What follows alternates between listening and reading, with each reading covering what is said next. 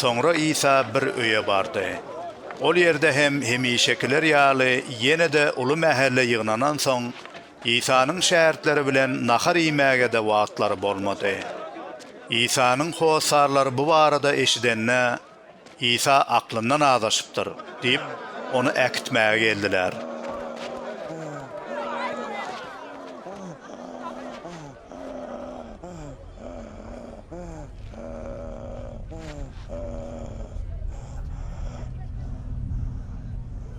Yerusalimden gelen Tövrat muallimleri bolsa, onu jynlaryň hökümdary Beelzebul eýeläpdir.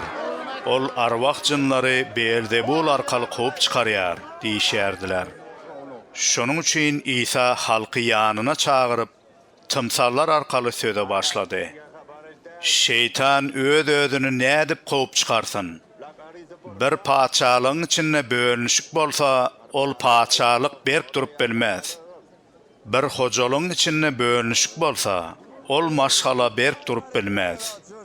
Şeytan öz-özüne garşy çykyp bölünse, berk durup bilmez. Onuň soňunyň geldigidir.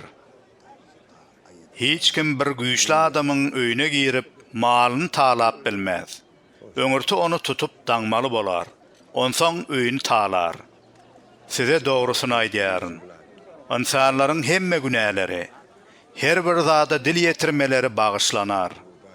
Emma mukaddes ruha dil ýetirene asla bagyşlanma ýokdur. Bu ebedilik günä bolup onuň boynundan asylar. İsa muny ol arwah jynly diýenler üçin aýtdy.